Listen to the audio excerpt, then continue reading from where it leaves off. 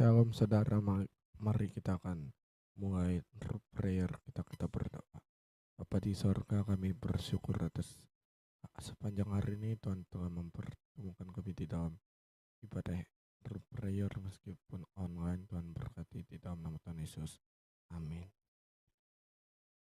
Haleluya.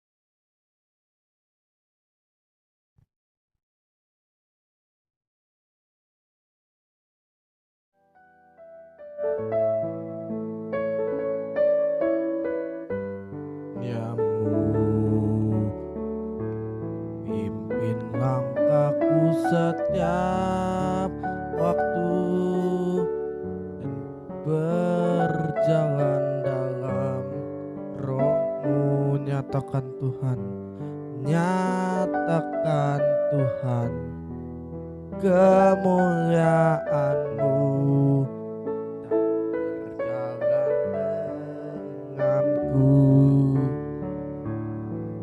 karena Engkau besertaku. Sekarang ku berjalan, kami tahu Tuhan, ku tahu Tuhan, pimpin langkahku dengan kasih karunia-Mu. Langkahku setiap waktu berjalan dalam Roh-Mu. Ku tahu Tuhan, pimpin-Mu dan berjalan denganku. Haleluya. Karena Engkau besertaku.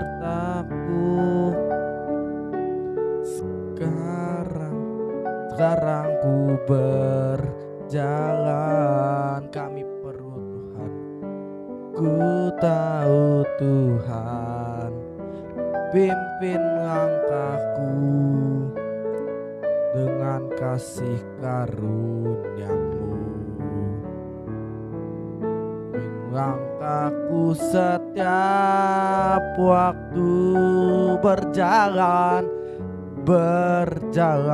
dalam Roh-Mu. Nyatakan Tuhan,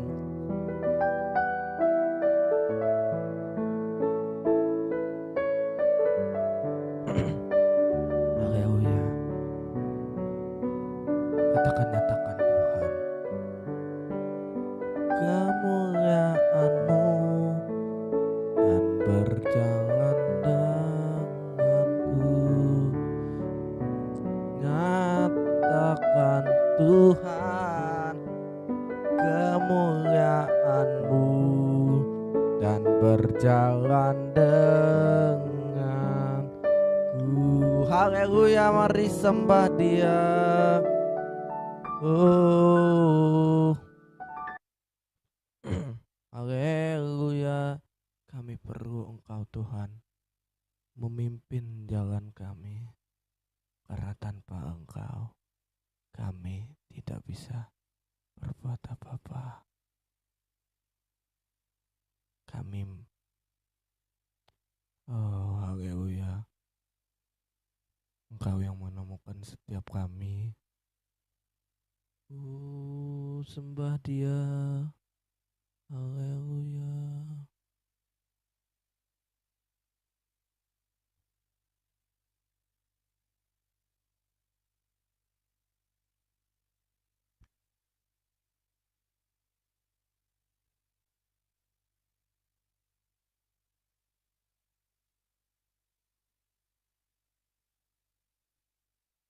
Haleluya.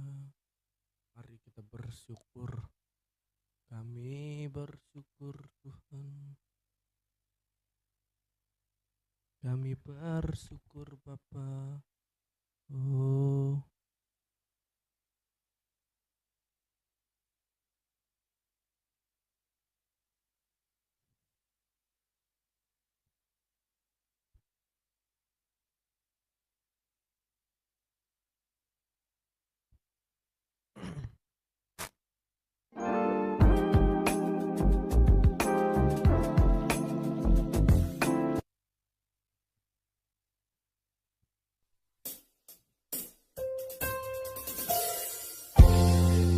kami bersyukur buat kasih setiamu di dalam hidup kami.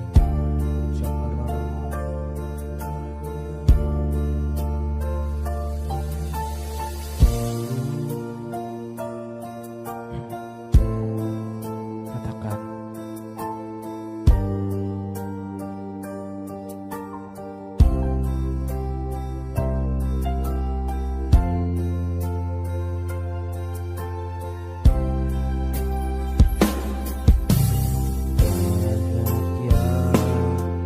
kau berbuat di dalam hidupku, rancangan indahmu terjadi di hidupku. Bapa yang mengerti segala yang ku perlu. Kasihmu sempurna, nyata dalam hidupku.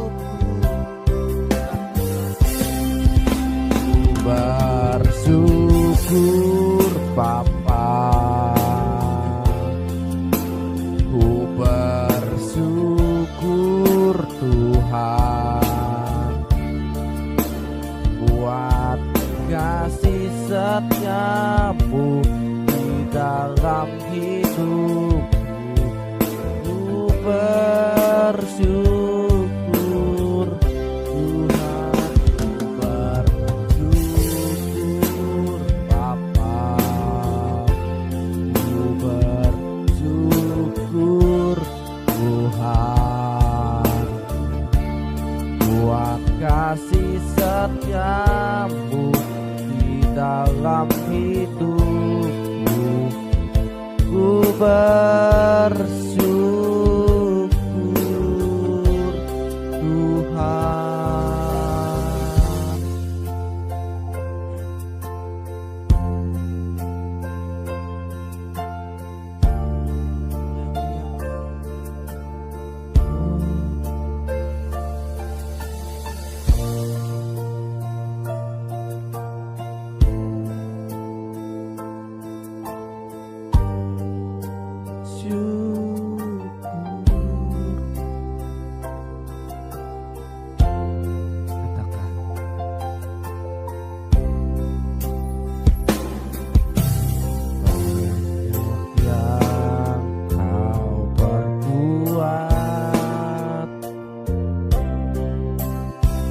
Dalam hidupku, sebab rancang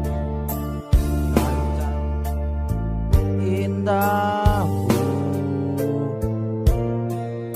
terjadi di hidupku. Bapa yang mengerti segala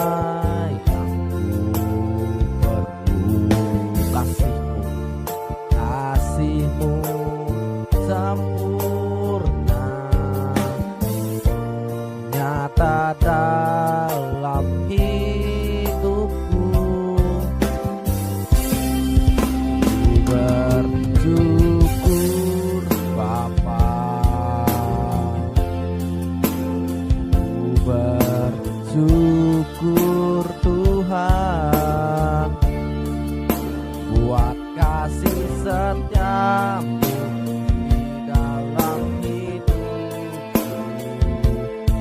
bersyukur.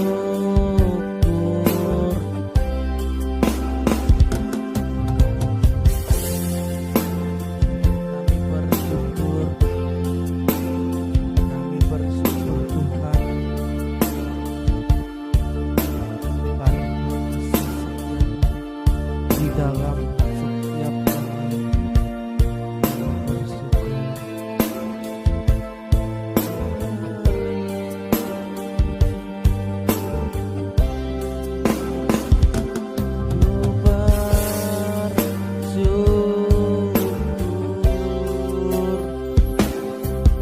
Tuhan, haleluya.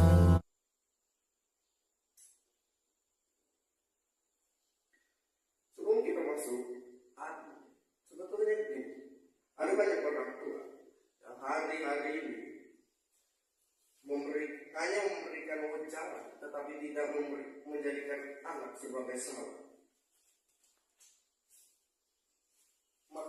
Makanya banyak anak ketika dia besar, dia kuliah, dia mencari tempat kuliah yang jauh dari kampung halaman. Dan pada saat mereka di bis atau di pesawat, lagu yang mereka nyanyikan adalah "Sekarang Saya Sudah Bebas". Kenapa?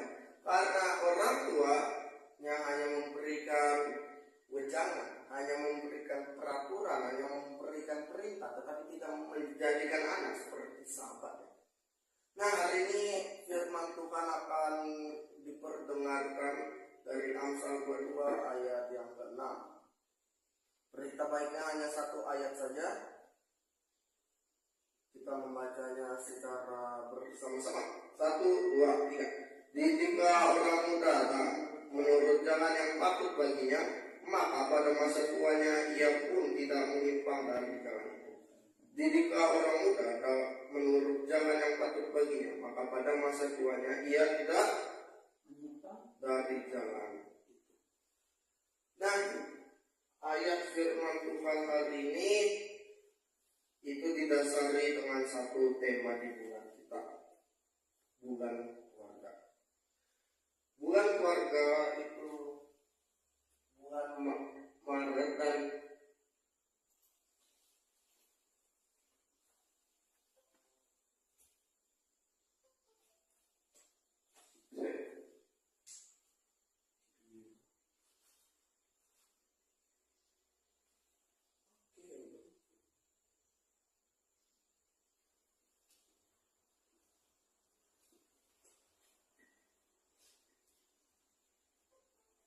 ada 3 bulan sebetulnya. Dua. Yang pertama itu bulan keluarga, Maret. Nah, yang kedua bulan berdoa bagi bangsa.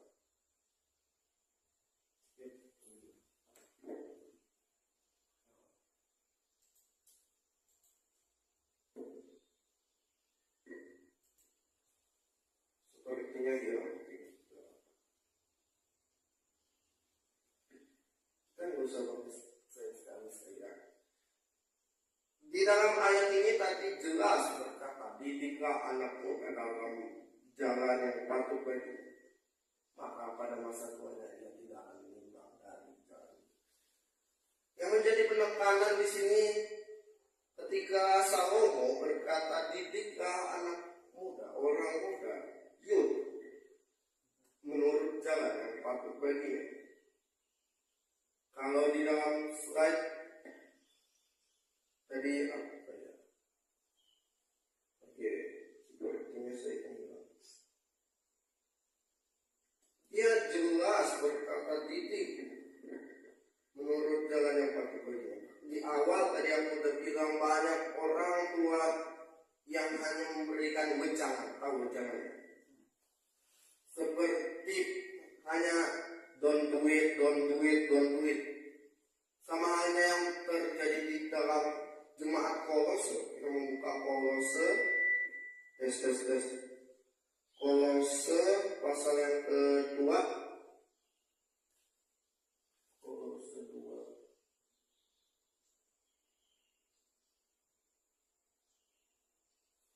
ayat yang ke-18 sampai 23. Kita baca secara bergantian atau ayat genap dan ayat ganjil dan seterusnya.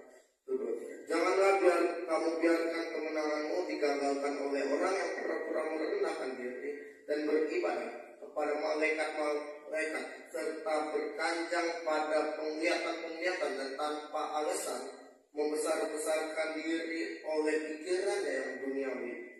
Sedang ia tidak berpegang teguh kepada kepala, dari mana seluruh tubuh yang ditunjang dan diikat menjadi satu oleh urat-urat dan sendi-sendi menerima pertumbuhan ilahi.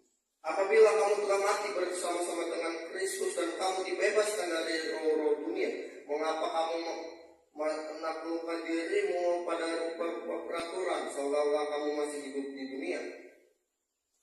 Ayat 21. Dan Jangan jamah ini, jangan cacat itu, jangan sentuh itu. Semuanya ini itu hanya mengenai barang yang binasa oleh pemakaian dan hanya menurut perintah-perintah dan ajaran-ajaran manusia. Sama-sama. Peraturan-peraturan ini walaupun nampaknya penuh hikmat dengan ibadah buatan sendiri seperti merendahkan diri, menyiksa diri, tidak ada gunanya selain untuk memuaskan nafsu dunia, memuaskan hidup dunia. Kalau di slide tadi aku baru ingat ngetik itu pamang tweet preference apa itu? Yang pertama itu adalah berfokus pada kepatuhan terhadap otoritas. Yang pertama cirinya adalah dia menjadi dingin, cuek dan hati. Nah yang kedua, tidak segan, tidak ragu untuk memberikan hukuman kepada anak.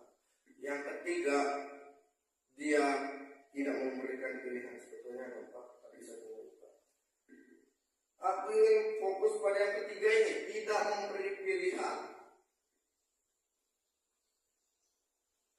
Ibu Gembala kami kemudian pernah berkata gini, dia tidak diberikan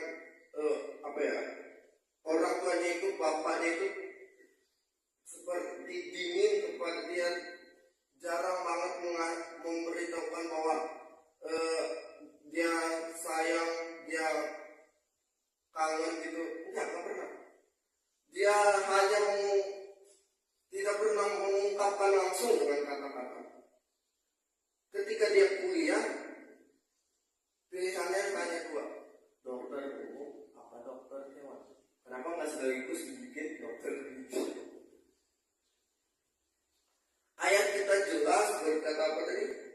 Jangan kemenanganmu digagalkan oleh orang yang tidak berlaku. Dan aku juga mau membahas tentang, ada yang pernah dengar pamalikan? Waktu SD itu sering banget dibilang, dulu nggak dulu ya. Kamu kalau tengkurap salah satu anggota keluarga kamu mati, kalau kamu ada dengar suara itu ambulan ngiung, apalagi kalau orang meninggal, tutup kepala kamu. Kenapa? Karena ketika orang itu meninggal, rohnya masih ada dan itu akan kena. Dulu iya aja sih, tapi ketika sekarang jangan. Karena ayat kita berkata jangan kemenanganmu digagalkan oleh orang yang pura-pura merendahkan diri.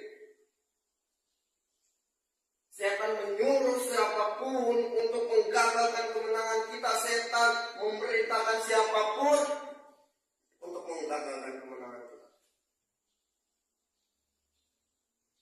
Ayat 19, serta sedang ia tidak berpegang teguh kepada kepala.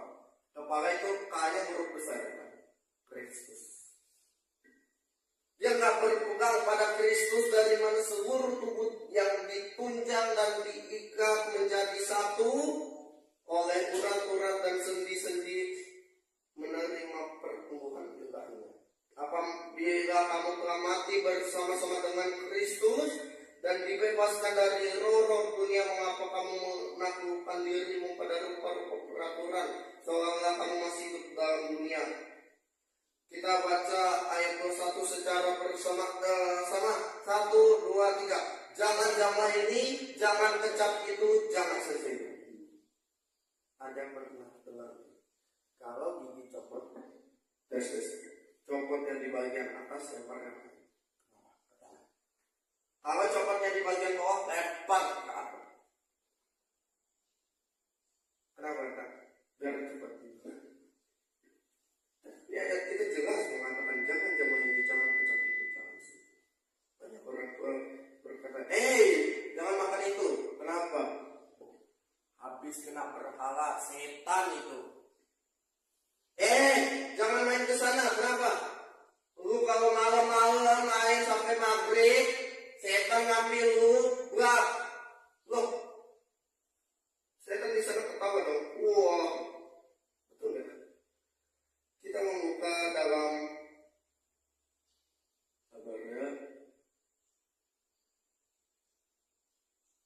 Amos pasal yang kelima ayat yang keempat. Sebab beginilah firman Tuhan kepada kaum Israel, carilah aku maka kamu akan hidup. Apa itu siapa? Apa itu Yesus? Carilah Yesus maka kamu akan hidup. Bukan hanya hidup, tetapi hidup dan berkuasa.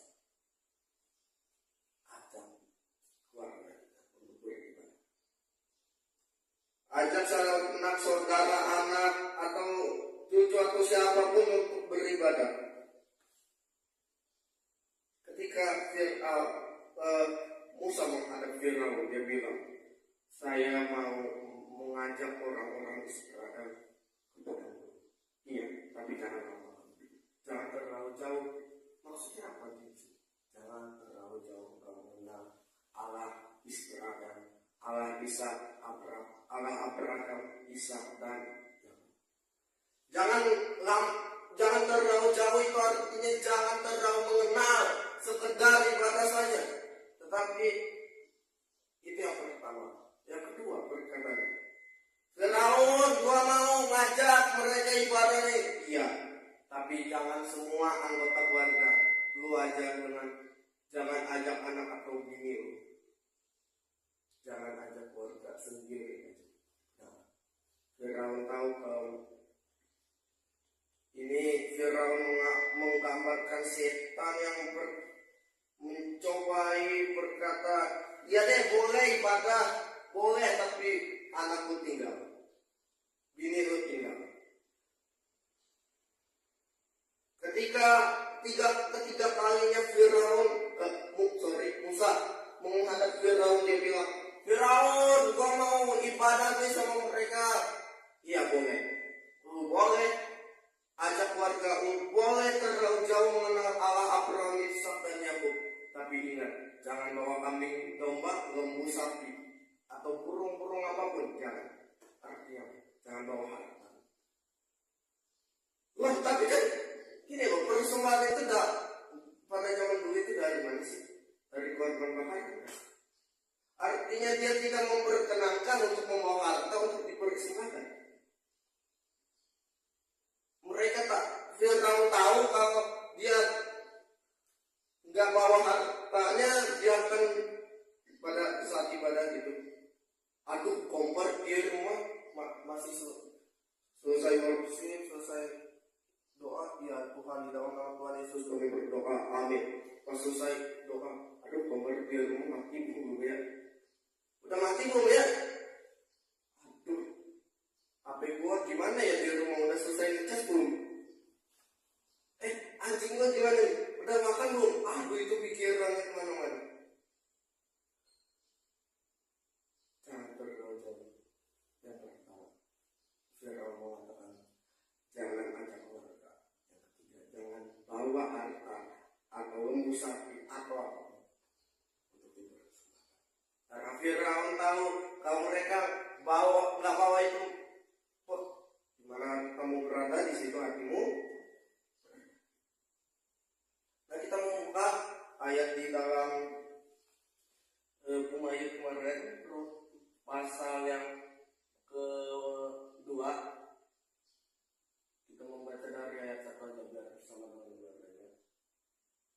ayat yang ke-19 sampai ayat yang ke-20, dan dilanjut ayat 2. Dan berjalanlah keduanya sama-sama dong. 1, 2, 3. Dan berjalanlah keduanya sampai tiba-tiba ketika mereka masuk memperlah seluruh kota itu, karena mereka dan perempuan berkata, "Mau nikah itu?" Tetapi ia berkata kepada mereka, "Jangan sebut aku Naomi, sebutlah aku Mara, sebab yang Maha Kuasa telah melakukan yang baik." Apa kata? Jangan sebut aku Naomi, sebut aku Mara. Kenapa? Tuhan telah melakukan yang baik. Terus jangan ada ajaran ini di rumah ataupun saat Bapak. Jangan ada ajaran Tuhan melakukan yang baik, Tuhan memberikan badai. Badai itu bukan datang dari Tuhan. Badai itu datang dari setan. Tetapi ada kalanya Tuhan mengizinkan kita melewati yang baik. Kita untuk mendatangkan kebaikan. Roma 2:8 ayat 8.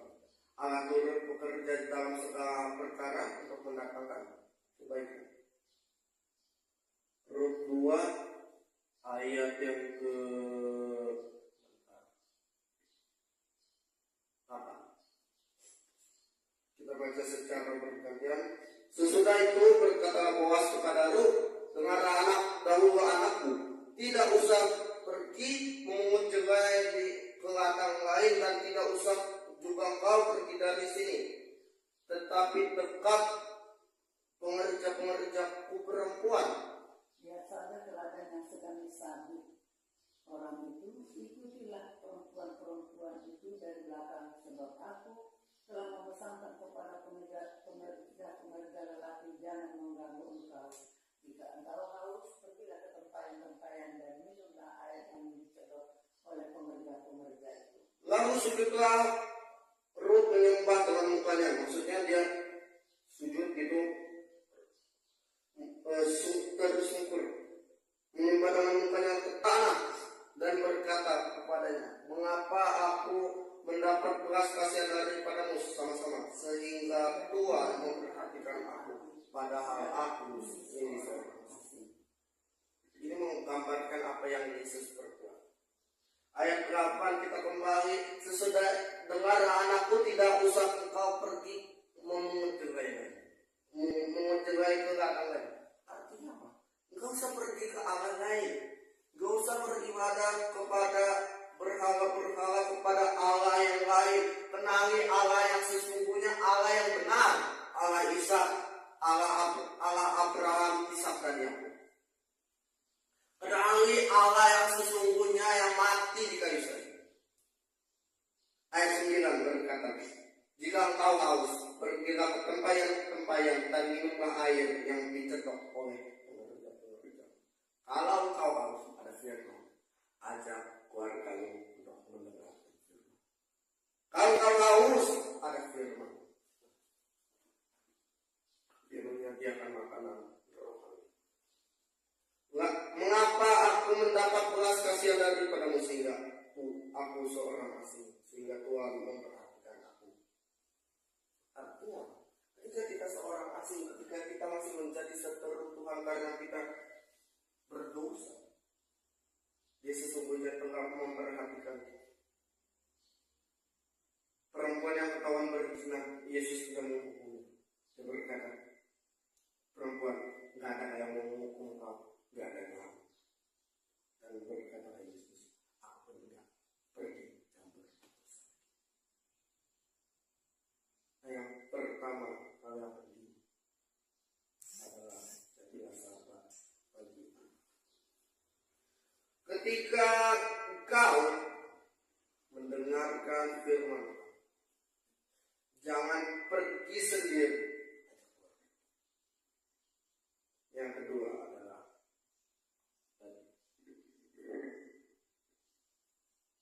mengajak keluarga untuk beribadah, berdoa, dan membaca. Ayat ini topik ini diambil dari pelajaran agama Katolik. beribadah, berdoa dan membaca. Akan ada banyak badai. Ketika mereka ketika Petrus berjalan di atas perahu, katakan Tuhan lawankan ada banyak.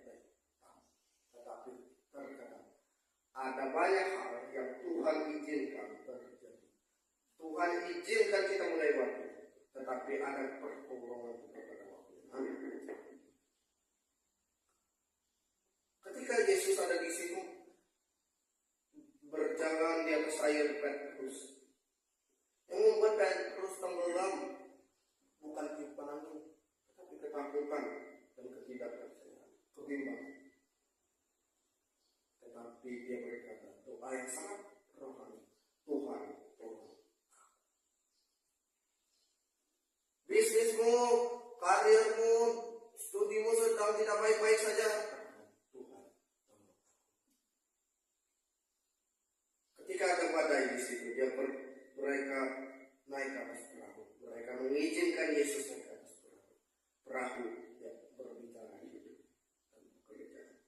Ketika Yesus naik ke atas, masuk ke dalam hidupmu, ke dalam pekerjaanmu, ke dalam bisnismu, ke dalam studimu, badai.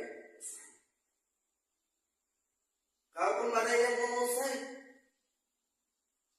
kita diberi kekuatan untuk menang. Segala perkara dapat bertanggung di dalam Dia yang memberi kekuatan serta penghiburan diberikan Tuhan padaku. Tiap hari aku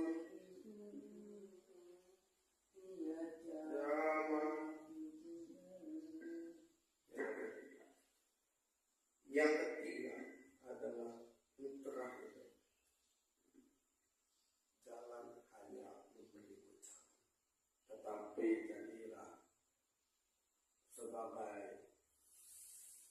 orang yang dapat dipercaya kepada anak.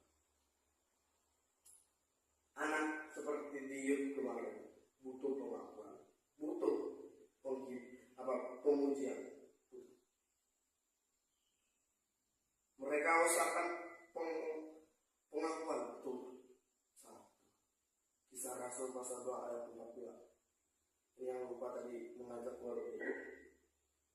Ketika mereka mendengar firman,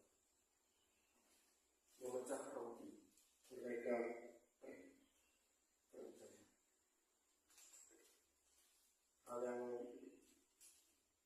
sama ketika kita percaya, akan banyak mujizat terjadi. Jangan penting. Tetapi sekali lagi banyak anak yang menyanyikan lagi. Sekarang saya sudah jelas. Orang tua mereka tidak memberikan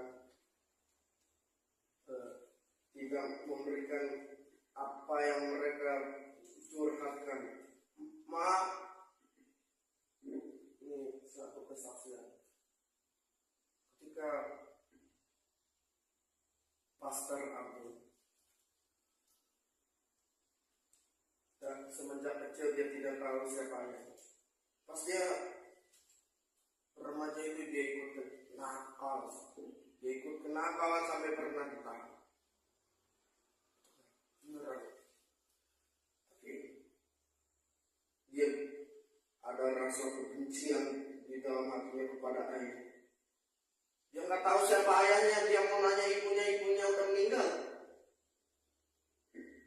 Ketika di situ dia bingung, dia mencari ayahnya keliling seminggu. Dalam hatinya, di mana bapakmu? Kalaupun masih hidup, di mana rumahnya? Dari tak datang, wah, karena ada kebencian di dalam hati. Ketika ayahnya udah meninggal, di mana kuburannya? Dan buang yatim. Tetapi pencarian itu selesai ketika dia mengenal Yesus, menerima Yesus sebagai Tuhan dan Juru Selamat. Mungkin ketika dia masih dalam kebencian, masih hidup dalam kebencian, dia tidak akan pernah ada untuk berkhotbah pada melayani Tuhan menjadi seorang pelita. Pengenalan akan Tuhan mengubahkan hidupnya ketika dia mencari dia mengenal sosok Bapa yang lain dengan Bapa yang tidak pernah meninggalkan. Amin. Ku pandang wajah-Mu dan berseru, pertolonganku datang dari-Mu. Peganglah. Terimalah berkat dari Allah Bapa,